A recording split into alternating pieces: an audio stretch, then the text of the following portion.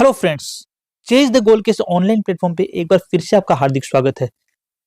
हम राजस्थान हिस्ट्री को continuous step by step पढ़ते पढ़ते जा रहे हैं और हमें उम्मीद है कि जो हम प्रयास हमारे द्वारा यहाँ पर कर रहे हैं वो प्रयास आपको पसंद भी जरूर आ रहे होंगे।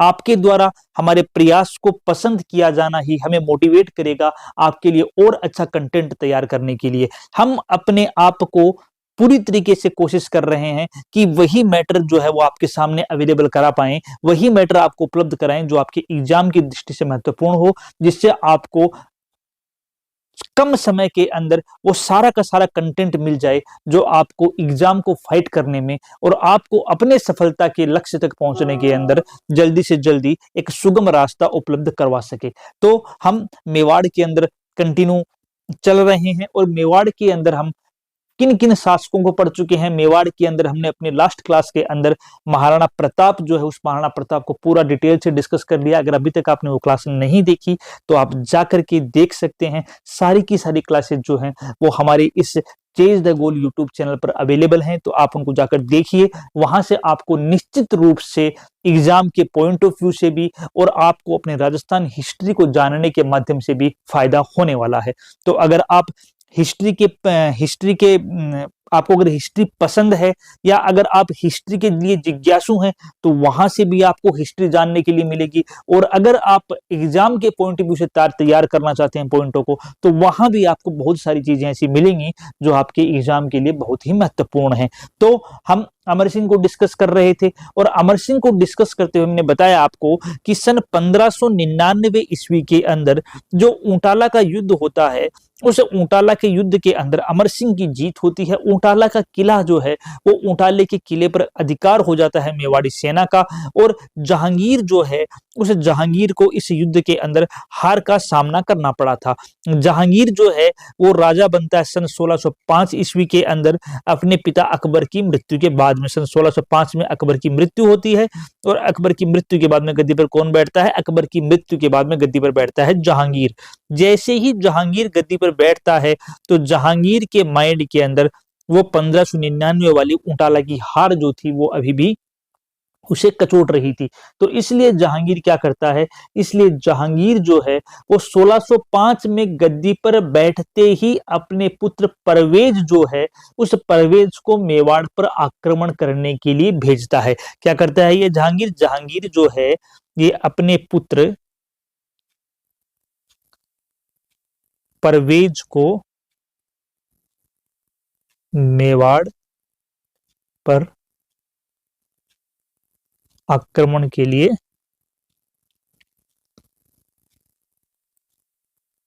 भेजता है। ठीक है, जैसे ही गद्दी पर बैठा, गद्दी पर बैठते ही इसने पहला आक्रमण किया और पहले आक्रमण के तहत इसने अपने पुत्र परवेज को भेजा महाराणा अमर सिंह के साथ लड़ने के लिए।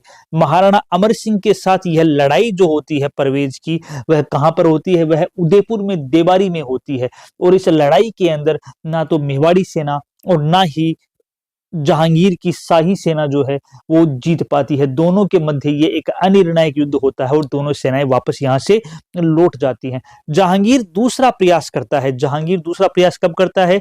जहांगीर सन 1608 के अंदर दूसरा प्रयास करता है और यहां पर वह महावत खां को मेवाड़ पर आक्रमण के लिए भेजता है। सन 1608 में यह महावत खां को मेवाड़ पर आक्रमण के लिए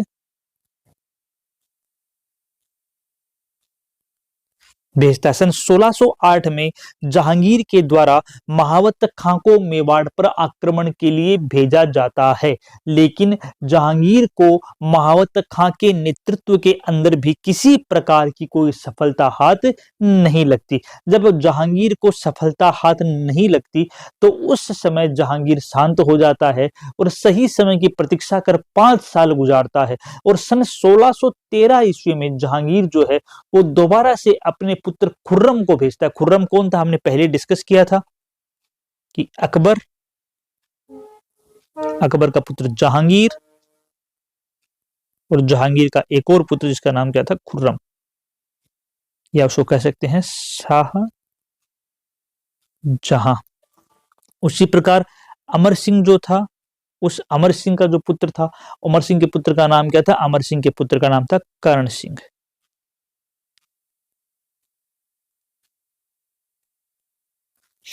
अमर सिंह के पुत्र का नाम क्या था? अमर सिंह के पुत्र का नाम था कर्ण सिंह। कर्ण सिंह कौन थे? कर्ण सिंह जो थे वो अमर सिंह के पुत्र थे।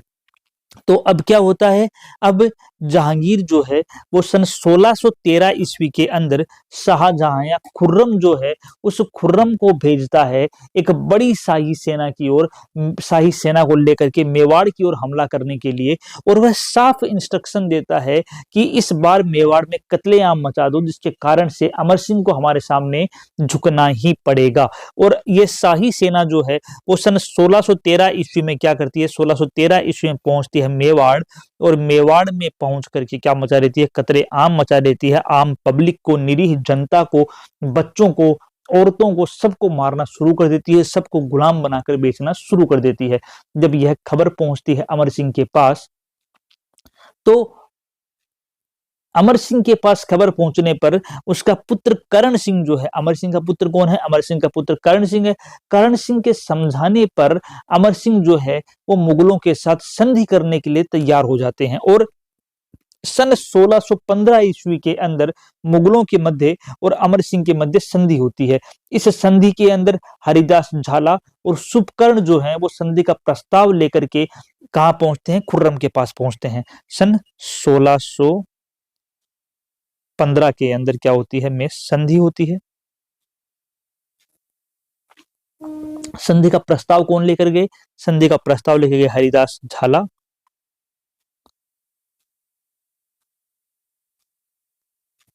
वह शुभकर्ण। किसके पास लेके गए? खुर्रम यानी कि शाहजहां के पास संधि का प्रस्ताव लेकर पहुंचते हैं। शाहजहां उस टाइम गोगुंदा के अंदर ठहरा हुआ था। तो संधि का प्रस्ताव लेकर कहां पहुंचते हैं? संधि का प्रस्ताव लेकर के पहुंचते हैं ये किसके पास? ये संधि का प्रस्ताव लेकर पहुंचते हैं खुर्रम या शाहजहां के पास। ठीक है यहां तक? ठीक है। अब होता क्या है कि इस प्रस्ताव को जो शाहजहां है यहाँ से अपने पिता के पास भिजवाता है। पिता की स्वीकृति मिलने पर यह शर्तें तय की जाती हैं कि यह जो संधि हो रही है अमर सिंह और जहांगीर के बीच में या मेवाड़ और मुगलों के बीच में, इस संधि की कुछ महत्वपूर्ण शर्तें होगी। कौन कौन सी वो शर्तें बताई? पहली शर्त इस संधि की यह बताई गई कि जो महाराणा है, जो मेवाड़ का शासक है, ये खुद खुर्रम के समक्ष आकर के संधि करेगा। और मेवाड़ का महाराणा कभी मुगल दरबार में खुद उपस्थित नहीं होगा, लेकिन उसका ज्येष्ठ पुत्र यानी कर्ण सिंह जो है, उस कर्ण सिंह को मुगल दरबार में 1000 घोड़ों के साथ उपस्थित होना पड़ेगा। ये किसने कहा? ये संधि की पहली शर्त के साथ जहांगीर ने तय किया कि संधि जो है वो खुद मेवाड़ का महाराणा खुर्रम के समक्ष करेगा। दूसरा, वह कभी खुद मुगल दरबार में उपस्थित नहीं होगा, लेकिन मुगल दरबार में उसका ज्येष्ठ पुत्र 1000 घोड़ों के साथ उपस्थित होगा। ये पहली संधि की शर्त कही गई। दूसरी शर्त जो ये कही गई कि चित्तौड़ का किला जो है वो मेवाड़ के महाराणा को लौटा दिया जाएगा, लेकिन कभी भी मेवाड़ का महाराणा उस चित्तौड़ के किले की मरम्मत नहीं करवा सकेगा। ये संधि जो थी उस संधि की दूसरी शर्त थी। और तीसरी संधि की शर्त ये थी कि मेवाड़ के महाराणाओं पर या मेवाड़ी लोगों पर, मेवाड़ी सरदारों पर कभी भी किसी तरह का कोई मुगल मेवाड़ या मुगल राजपूत वैवाहिक संबंध के लिए उन्हें बाध्य नहीं किया जाएगा। ये 3 संधि की शर्तें थी जो कि जहांगीर के द्वारा महाराणा अमर सिंह जो है उन महाराणा अमर सिंह को बताई गई, जहांगीर के द्वारा महाराणा अमर सिंह के समक्ष रखी गई। तो अगर हमसे सवाल पूछ लिया जाए कि मुगलों की अधीनता स्वीकार करने वाला पहला मेवाड़ शासक कौन था, तो हम क्या बताएंगे? मुगलों की अधीनता स्वीकार करने वाला पहला मेवाड़ शासक जो था वो कौन था? वो अमर सिंह था। अब अमर सिंह जो है वो अमर सिंह क्या होते हैं? इस बात से बहुत दुखी होते हैं। याद कीजिए हमने अपनी लास्ट क्लास में क्या बताया था कि जब महाराणा प्रताप मृत्युशैया पर थे, तो मृत्युशैया पर होने पर उन्होंने अपने पुत्र अमर सिंह के साथ एक वचन लिया था कि अमर सिंह जो है वो कभी भी मुगलों की अधीनता स्वीकार नहीं करेगा। लेकिन जब जहांगीर के द्वारा आम जनता को परेशान किया गया, आम जनता के साथ जो दुर्व्यवहार किया गया, जो मार-काट मचाई गई आम जनता के साथ, जो कत्लेआम किया गया, उस कत्लेआम से परेशान होकर के और अपनी निरीह जनता को बचाने के लिए अमर सिंह उस वचन को तोड़ देते हैं और वचन को तोड़ करके क्या करते हैं, मुगलों के साथ संधि कर लेते हैं। इससे अमर सिंह जो है, उस अमर सिंह को अपने पिता को दिए गए वचन के टूटने से और मुगलों के साथ हुए संधि के कारण से अमर सिंह का मन जो है वो बहुत व्यथित हो जाता है और अमर सिंह क्या करते हैं, अमर सिंह राजपाट त्याग देते हैं और अमर सिंह राजपाट त्याग करके कहाँ चले जाते हैं, ये राजसमंद झील जो है, अमर सिंह जो है वो चले जाते हैं, जो राजसमंद झील है, उस राजसमंद झील के किनारे जो नौचुकी वाला भाग है, वहां पर अपनी कुटिया बना लेते हैं और कुटिया बना करके वहीं पर सन 1620 ईस्वी के अंदर अमर सिंह जो है, उन अमर सिंह की मृत्यु हो जाती है। अमर सिंह की मृत्यु कब होती है? सन 1620 ईस्वी में अमर सिंह की मृत्यु हो जाती है। अमर सिंह इस संधि प्रस्ताव से बहुत व्यथित थे, अमर सिंह इस संधि प्रस्ताव से बहुत दुखी थे, क्योंकि इस संधि के हो जाने के कारण से अपने पिता को अंतिम समय में दिया गया वचन जो था, उस वचन को वह पूरा नहीं कर पाए, वचन निभा नहीं पाए और इस सदमे के कारण से अमर सिंह राजपाट छोड़ करके चले जाते हैं, कहां पर? राजसमंद झील के नौचुकी वाले जगह पर, और वहीं पर सन 1620 ईस्वी में क्या हो जाता है, इनका देहांत हो जाता है। जो अमर सिंह है, इन अमर सिंह का अंतिम संस्कार आहड़ में किया जाता है और यही आहड़ के अंदर अमर सिंह जो है, उस अमर सिंह की क्या बनी हुई है? छतरी बनी हुई है। तो अगर हमसे पूछ लिया जाए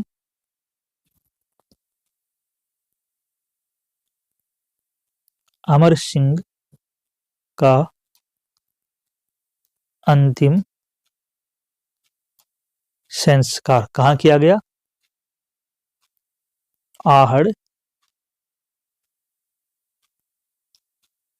उदयपुर में। अगर पूछ लिया जाए अमर सिंह की छतरी कहाँ बनी हुई है? आहड़, उदयपुर में। और अगर यह पूछ लिया जाए कि जो मेवाड़ है, उस मेवाड़ के महाराणाओं का शमशान कहां पर है, तो क्या बताएंगे? आहड़ में। मेवाड़ के महाराणाओं का शमशान कहां पर है? ये भी आहड़ में है। तो आहड़ में ही मेवाड़ के महाराणाओं का शमशान है, आहड़ के अंदर ही महाराणा अमर सिंह की छतरी बनी हुई है और आहड़ के अंदर ही महाराणा अमर सिंह जो हैं, उन महाराणा अमर सिंह का अंतिम संस्कार किया गया था। ठीक है, तो अब क्या हुआ, अगर हम पूछ लें कि आपसे सवाल के अंदर कि वह मेवाड़ शासक कौन है जो मुगल दरबार में उपस्थित हुआ, अगर ये पूछ लिया जाए कि वह मेवाड़ शासक कौन है जो मुगल, अगर हम अमर सिंह के कार्यकाल की बात करें तो अमर सिंह का अगर कार्यकाल आपको बताना हो तो अमर सिंह का कार्यकाल कब से कब तक बताएंगे? अमर सिंह का कार्यकाल हम बताएंगे आपका सन 1597 से लेकर के सन 1620 तक अमर सिंह का कार्यकाल था। 1620 ईस्वी में अमर सिंह की मृत्यु होती है और उसके बाद उनका पुत्र करण सिंह जो है, वो करण सिंह क्या होता है? गद्दी पर बैठता है। तो अगर आपसे सवाल ये पूछ लिया जाए कि पहला ऐसा मेवाड़ी शासक जिसने क्या किया? मुगलों की अधीनता स्वीकार कर ली, तो हम क्या बोलेंगे? अमर सिंह। अगर ये पूछ लिया जाए कि पहला ऐसा मेवाड़ी शासक जो मुगल दरबार में उपस्थित हो, तो क्या बोलेंगे? करण सिंह। क्योंकि करण सिंह जो था वो अमर सिंह की मृत्यु के बाद गद्दी पर बैठता है और इसी करण सिंह के द्वारा मुगल दरबार में उपस्थित होना देखा गया है, जब अमर सिंह और खुर्रम यानी कि जहांगीर के मध्य, खुर्रम का मतलब शाहजहां है, ठीक है, जहांगीर का मतलब सलीम है, लेकिन जहांगीर ने किसको भेजा था? सलीम को। जहांगीर ने खुर्रम शाहजहां को भेजा था, जिसके साथ गोगुंदा के अंदर संधि की गई, और वह जो खुर्रम या शाहजहां था वो किसका प्रतिनिधि था? वह जहांगीर का प्रतिनिधि था। तो उसके समक्ष जो संधि की शर्तें थी, उस संधि की शर्तों के हिसाब से करण सिंह जो था, उस करण सिंह को मुगल दरबार के अंदर उपस्थित होने की अनुमति मिली थी अपने 1000 घोड़ों के साथ। 1000 घोड़े का मतलब 1000 सैनिक जो थे वो घोड़े पर विराजमान होकर के वहां गए थे। तो करण सिंह पहला ऐसा मेवाड़ का शासक था जो मुगल दरबार के अंदर उपस्थित हुआ। दूसरी एक चीज और है कि जो मनसबदारी प्रथा थी, उस मनसबदारी प्रथा के तहत पहला ही मेवाड़ का ऐसा शासक था जिसको इस मनसबदारी प्रथा से क्या किया गया था, अलंकृत भी किया गया था। तो वह कौन शासक था? वह शासक था करण सिंह। तो यहां से भी अगर क्वेश्चन हमसे पूछ लिया जाए कि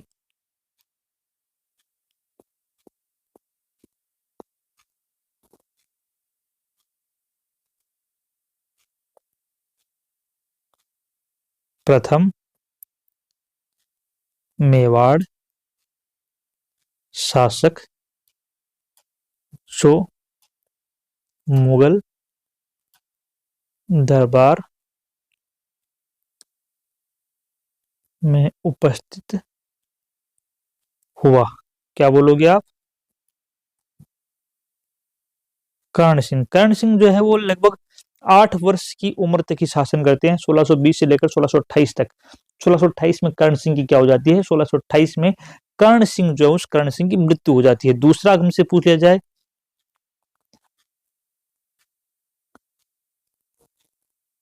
मनसब से अलंकृत होने वाला पहला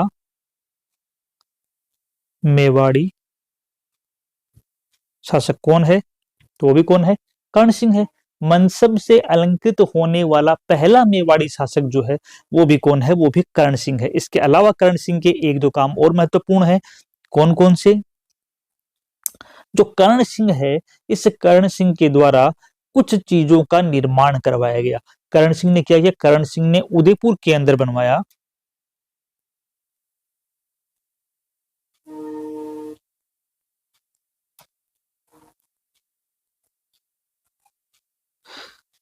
कर्ण सिंह के द्वारा उदयपुर में बनवाए गए कर्ण विलास और दिलखुश महल।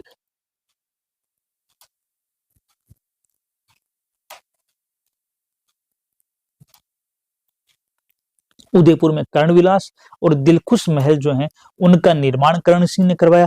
पिछोला झील के अंदर जग मंदिर बने हुए हैं, तो जो पिछोला झील के अंदर बना जग मंदिर है उसके निर्माण की शुरुआत भी कर्ण सिंह के द्वारा ही की गई थी। यद्यपि उसको पूरा जो है वो किसने किया था, उसको पूरा करने का काम जगत सिंह फर्स्ट ने किया था जो कर्ण सिंह का पुत्र था। अच्छा, आपसे ये पूछ लिया जाए कि मनसब की बात तो हमने कह दी, कितने मनसब प्राप्त हुए थे कर्ण सिंह को? तो हम क्या बोलेंगे, कर्ण सिंह को 5000 के मनसब से कर्ण सिंह को अलंकृत किया गया था। अगर आप याद करो मान सिंह को कितना था, मान सिंह को 7000 का मनसब था, तो कर्ण सिंह जो है उस कर्ण सिंह को 5000 के मनसब से मुगलों के द्वारा अलंकृत किया गया था। तो ये महत्वपूर्ण ध्यान रखना है। पहली चीज क्या बताई हमने, उदयपुर में कर्ण विलास और दिलकुश महलों का निर्माण किसने करवाया? कर्ण सिंह ने करवाया।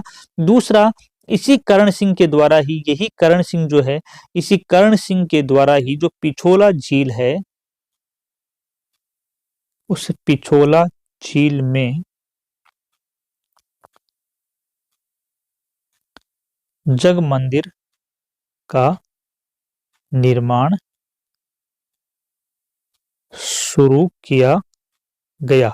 यद्यपि उस जग मंदिर का निर्माण पूर्ण किसने करवाया? पूर्ण करवाया था जगत सिंह फर्स्ट ने। ठीक है। तीसरी और महत्वपूर्ण बात, ये हमारी पहली जो महत्वपूर्ण बात थी, ये हमारी दूसरी महत्वपूर्ण बात थी, और तीसरी जो महत्वपूर्ण बात कर्ण सिंह के शासनकाल के दौरान निकल के आती है वो ये आती है कि कर्ण सिंह जो है, उस कर्ण सिंह के खुर्रम के साथ मित्रता के संबंध थे। खुर्रम यानी कि शाहजहां के साथ मित्रतापूर्ण संबंध थे। और जब शाहजहां अपने पिता जहांगीर से विद्रोह करता है, तो उस जहांगीर से विद्रोह करने के कारण शाहजहां को शरण जो देता है वो कौन देता है? वो मित्र को मित्र ही सहारा देगा। तो शाहजहां को शरण कौन देता है? शाहजहां को शरण कर्ण सिंह देता है। कर्ण सिंह पहले उसे उदयपुर में दिलवाड़ा की हवेली में कुछ समय के लिए रखता है, उसके बाद पिछोला झील के जो जग मंदिर है उस जग मंदिर के महलों में शरण देता है। तो शाहजहां जो है,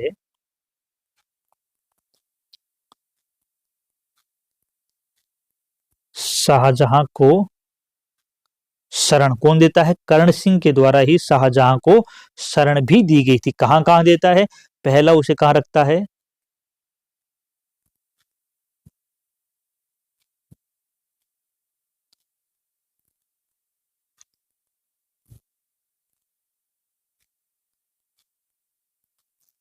पहले उसे कहाँ शरण देता है? पहले शरण देता है दिलवाड़ा की हवेली में, और फिर कहाँ रखता है करण सिंह इसको शाहजहां को? फिर करण सिंह शाहजहां को जग मंदिर के अंदर यहाँ पर शरण देने का काम करता है। अपने मेवाड़ प्रवास काल के दौरान जो शाहजहां है, उस शाहजहां के द्वारा यहाँ पर एक मजार का निर्माण करवाया जाता है, जिसे गफूर बाबा की मजार बोलते हैं। शाहजहां क्या करता है?